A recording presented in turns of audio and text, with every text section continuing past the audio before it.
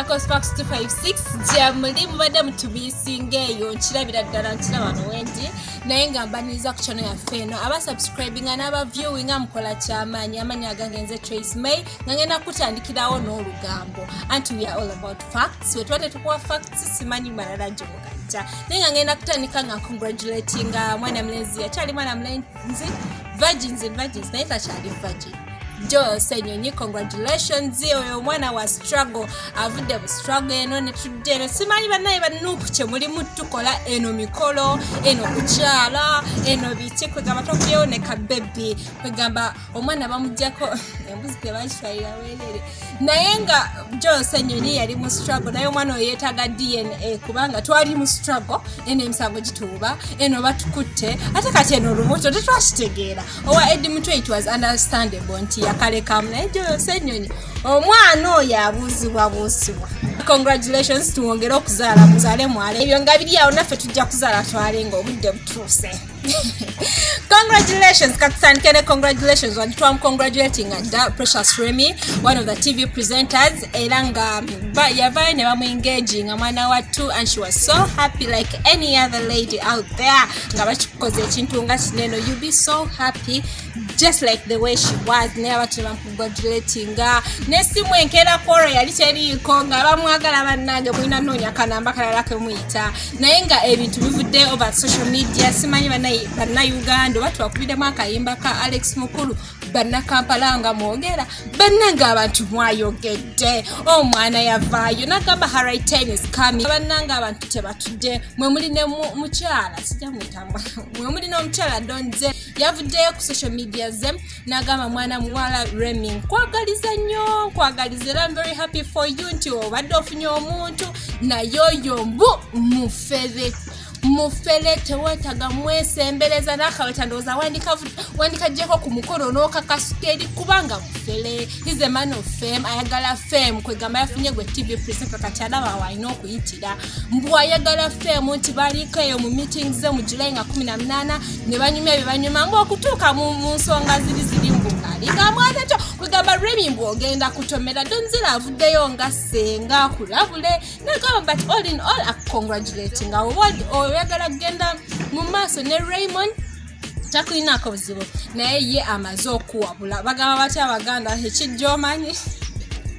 ekijjomanyi tukola kitya naye kati ye yakuwadde advice tumanyi nti yagambye nti abantu baba balowooza alimba omusajja yandivuddeyo n'akola atya neye defending naye why don't tell her why lwaki ovayo like in such moments kubanga kigambibwa nti n'emikolo gikonkona omuntu muleke ebintu byanabisangireeyo nagamba munnange natomera kubanga ekintu tetukikaka we try relationships different relationships naye weziba ziganye laba bamutulemagana n'abazadde bafana tuzaana kakati olwo abantu betusisinkana obusisinkana mukwano wammagezaako webigaana sigwasoose wano gyoli sayiri yakuba amavivyo b'emirundi eme kati tumanyi naye nga bantu banjawulo Congratulations Precious Remy emikolo tugirindiridde Donzira yamanyi n'ebibye gye yalijjo oba mumanyi oba tamumanyi buli muntu abeerako ne ba exes kati oba Donzira ava mu category ki we don't know Mama Catherine Kusasira hello batugambye emmotoka ogitunda V8 bannange abalala bareceiving emmotoka bakamiliyoni gwate otunda mbwe atunze emmotoka ye n'agitunda 130 billion bannayini tugamba Catherine chichi waliwo yamukubyeko omutwe mbunne emmotoka yagitunda lw'amabanja kyetutategeera gwe yagamuwola gwe yamukolota kwegamba ebintu byayitigaye mu nkubo nti ate sente zajja ku Museveni ndibadde avaayo ng'ocomplaining naye tulekeraawo okukola ki okwogereyo te ebintu ebi bagamba bye bijja okukola ki okubasibya nga tufundikira njagala banaye twewombeke tusabire Pastor Irene Manjeri ne Pastor Katongole naye ng'asinga okubeera mu depression omuzungu agita depression ye Pastor Manjeri banaye eddoboozi lyonna alikakanya n'agamba naye bannange nkyali mu bizibu byange kyokka eno obwakola bu 6 paka muli mukunsumbua omukazi mumuvire mu inbox mumuvire mu DM musindika zi direct messages ne musindika SMS ne mu flashing ne musindika zi call me back buli kiwo mu kisindise naye yagamba ne wankubade yatugamba akyalwala naye teyatugamba nti akyakola ki akyanoonya omusajja yavudde na clarifying n'agamba bali ba divorcing dda like 13 years ago naye kati Manjeri okuvaayo ate sibitegerekeka naye all in all omusayi gwa Kristo gutuyiikire ne Manjeri abali depressed tuyambe gutubeerere omanyi Mukama talekulira mu buli mbeera abaawo.